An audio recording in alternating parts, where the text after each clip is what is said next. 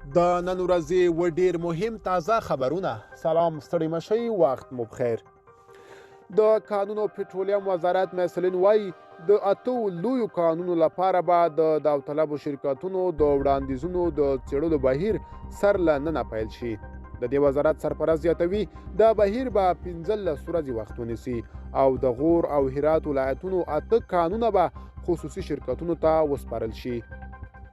په دې وروستیو کې د کابل ښاروالۍ لخوا د واټونو د نوي کولو او ښکلي کولو په لړ کې د دهنباغ څلور لارې د نړۍ په نقشه ښکلې شوې ده چې ژر به د کابل ښاروالۍ لخوا په رسمي توګه پرانیستل شي. د افغانستان مرکزی بانک وایي د بشري مرستو په دوام کې د 40 میلیونه امریکایي ډالرو بله کڅوړه کابل ته راورسېده. د دغه بانک ویان حسیب الله نوري ویلي چې افغانستان ته د مرسته کوونکو هیوادونو د بشري مرستو یا د کڅوړه یو سوداګریز بانک ته وسپارل شوه. پوهنې وزارت وایي له هغو نجونو د سوي ازموینه اخلي چې سږ کال یې باید 12 ټولګی په ښوونځیو کې بشپړ کړی وي. د دغه وزارت د پریکړې له مخې دا ازموینه د روان کال د لندۍ په 14 نیټه اخیستل کیږي.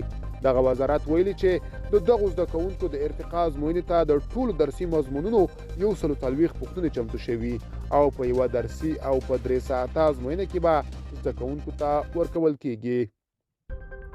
د پکتیا ولایت 203 منصوري قل اردو ویلي چې د انجینرۍ ټیم یې د ډنډې پټان ولسوالۍ اړوند پر ډیورن فرضي کرښه د پرتو سرحدي ځواکونو پوستو ته د سړکونو جوړولو چارې بشپړې شوې. د دې سړکونو چارې څو ورځې وړاندې پیل شوې وې چې دا مهال د نظامي وسایطو د تګ راتګ لپاره بشپړې شوې دي. د ټولګټو چارو وزارت د سالنګ لوی لارې د بیا رغونې په چارو کې د ځنډ خبر ورکوي. د وزارت ویلي چې د ژمي له رارسېدو سره د دې لوی لارې د 10 کیلومترۍ سړک د رغونې کار چې د روان کال په 2مه نیمایي کې پیل شوی و ځکه ځنډیږي چې د شبیر کوتل بدیله لاره خوندي نه ده. دغه وزارت ویلي چې د تونل په ګډون د دې لوی لارې بیا رغونه به د راتلونکي کال په حمل میاشت کې بیا پیل شي.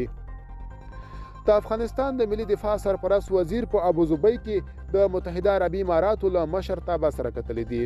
د ملي دفاع وزیر پرون ماښام د ابوظبي په الشاطي شاهي ماڼۍ کې د عربي اماراتو د دولت له رئیس شیخ محمد بن زاید ال نهیان سره کتلي. د اسلامي امارات د دفاع وزارت پر ټویټر پاڼه لیکلي چې په دې کتنه کې د افغانستان او متحده عربي اماراتو د چارواکو ترمنځ د دوه اړخیزو همکاریو پر پراختیا او یو شمېر نورو مهمو مسایلو خبرې شوې دي.